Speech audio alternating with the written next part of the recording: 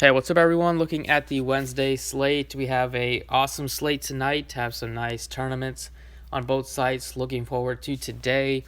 It's a much better slate than it was yesterday. Just in terms of yesterday, we didn't get much value until late in the day. Right now, you have plenty of value, plenty of studs to pay for. Just feels like it's a much easier to make a lineup for this slate, and I am looking forward to it. It's been a rough couple days. Hopefully, we can have a big game or a big day today. So let's get right into it. You can drop a like down below, subscribe if you have not already. If you want updates throughout the day, you can follow on Twitter at the DFS process. And let's get started here. At point guard, Harden, Young, Doncic, and Westbrook, the same four that we had a couple days ago. Only difference is that Westbrook that day got scratched late. I think Doncic is still my favorite at 10-3, just too cheap. Played 25 minutes only, was super productive, had 47 fantasy points, was well on his way to another triple-double if he got some fourth quarter run.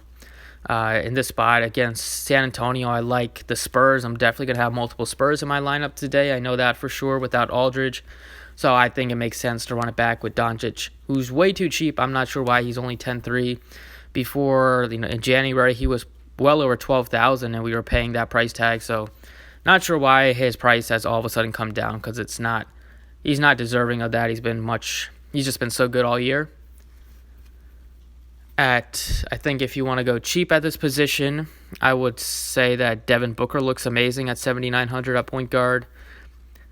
I'd say that not really looking at Morant that much at 71. I think I like him a little bit more on Fanduel at 61. Smart looks fine at that price. I like DeJounte Murray, 59 without Aldridge. And then you have, could take a shot on White or some of the other Spurs, but really I'm probably going to get 3 or 4 Spurs that I really like.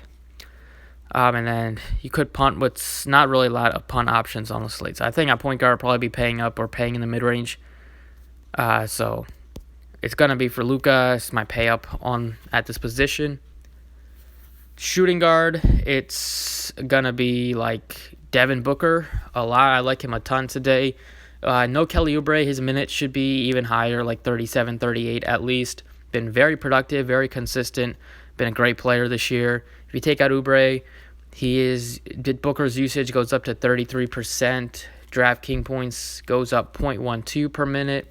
He's averaging 1.3 fantasy points per minute. So he looks very good at under 8,000. Then DeRozan's obviously looking like one of the best plays on the slate. They're the top two that I like to pay up for. Then you have Josh Richardson at 52, got 39 minutes, so the minutes were not in any question. He should play a lot tonight again without Simmons. Maybe not 39, but at least 35, 36. He struggles shooting, but I think he can still have a good game, and he's pretty safe at 5,200. Dylan Brooks' struggles continued. Ever since he got paid, he's turned into Tony Snell. It's a pretty good comparison. But at this position as shooting guard, I'm definitely going to be paying for Devin Booker. I just love Devin Booker without Oubre on the court at home. Small forward here, it's going to be Harris. I think is fine. Not super appealing because you have DeRozan cheaper than him. It's really DeRozan, my top guy at the position by far. I don't mind Covington. And then the Heat are priced up 59 for Crowder. I do expect Butler to play, I think. If he's out, then that might be a different story. Then Josh Jackson looks great. The Grizzlies have been bitten by the injury bug. And Gordon is questionable, so he said he's expected to play, so that's not much news. At this position, it's definitely DeRozan. No Aldridge. Aldridge and DeRozan, both of those guys are really the top two dogs on the team. Take one of them out, naturally the other guy's going to benefit, and it has been the case.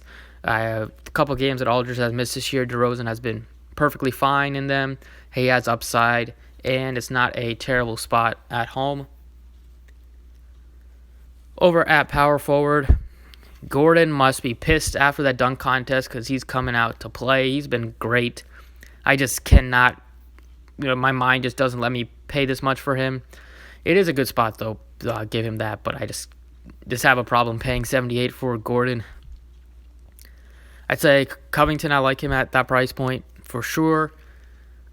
And then I'm probably going to be going cheap at this position with like a $4,500 Josh Jackson. It's going to start in this game. Should see 30 minutes or close to 30 minutes. Maybe a little bit more just because they're so banged up. You have no Clark, no Jaren Jackson. Josh Jackson has been pretty productive. 3 straight games of hitting value. Price tag's up a little bit now at 45, but I still think that he's going to be playing a little bit more like meaningful minutes, going to get some run at power forward, so we'll get some rebounding opportunities. We know he's not afraid to shoot, going back to his Phoenix days. I just think at this price point, which is how depleted they are, he looks like a perfectly reasonable value, especially with the way Houston plays small. At center, Embiid looks great. I like Kristaps a lot. I wish he was power forward eligible. It's just been so much easier to play Kristaps, but he's really turned the corner. He's looked great over the past couple weeks, especially over the past handful of games. It's a fine spot without Aldridge. It's going to be tough for them to defend him. And then Ayton looks good at 8,100. He gets also a nice bump in production without Oubre out there. But the best play as a cheap guy of the slate is Jakob Poeltl. Should get some solid run today. Will probably start. He's been starting in place of Aldridge whenever Aldridge has missed. And if you give him 25 minutes, he should easily hit you 7-8x upside. If he has 30 plus minutes, then you're going to be wishing you played 100% of him, which if you play a bunch of lineups, I don't think that's a bad idea because he just looks like a really, really good play. And then at guard here, I think Josh Richardson looks fine. 5,200, want to maybe get some exposure to the Sixers at least, and I think Richardson is a great way to do that. The minutes are going to be there. It's a great spot against Cleveland. They are awful at defending guards. We've seen it all year. So definitely looking at Josh Richardson to round out the early look at the core. Over on Fanduel, I'm kind of looking at the same players. I kind of like prioritizing or playing the same amount of players. The same players on both sites, unless the pricing is so different, just because it's easier to root for. At point guard, Luka looks great, 10K, definitely looking like a guy that I'm probably going to have. And then you have Ricky Rubio, 64, has been balling out lately. It's not an easy matchup, but Oubre out should help him a little bit. Then I like Morant, but really I like DeJounte Murray a lot at 58. And then it kind of just dies off, really. Nobody else I'm really taking a hard look at. But it's definitely going to be, as a pay-up, it's going to be Luka Doncic, 10,000. At shooting guard, it's Devin Booker looks great. If Butler's in, he looks great at 7,900. And then DeRozan's only 6,900. Probably will get a couple of those guys in there. And then if you want to go cheap, Smart looks pretty fine, as does Josh Richardson. But 6,900 for DeRozan is just the play that you want. Small forward, Tobias looks good at 66. You have the Celtics players, Brown and Hayward without Kemba again. And then if you go ask for some value here, you have Kyle Anderson at 4,400. Will probably play some solid minutes. But $3,500 Josh Jackson is going to be tough to ignore at this spot. It's just too cheap. Min price on Fanduel. Over at power forward, it's Kristaps. I like him. 8,700. I don't think he's going to be super popular, but he's been playing very well lately. It's a fine spot, and probably not going to get a ton of love. And then I think Julius Randle looks good against Charlotte. They are just so bad at defending bigs. He should be able to feast if he wants. And then I like both Love and Covington as some just cheap plays at that spot. They both look pretty good. And then if you're going cheap here, maybe you could take a shot on Trey Lyles, although I really prefer Poeltl. But Poeltl's a center. But at power forward here, maybe I'd probably just get up to Porzingis. And then at center, Jakob Poeltl looks good. Just really, really good at 4K. We've seen him have a monster game sometimes without Aldridge. He most recently put up 40 against the Bulls. Played 36 minutes there.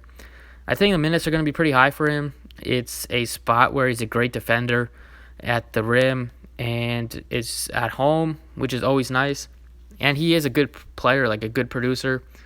So right now, it's looking like I'm going to have quite a bit of exposure to this Dallas and San Antonio game, which I do not hate at all considering the pricing and the players. So that's kind of what I'm looking at for this one as of now. Thanks for watching. I appreciate it. You can drop a like if you enjoyed, and good luck today.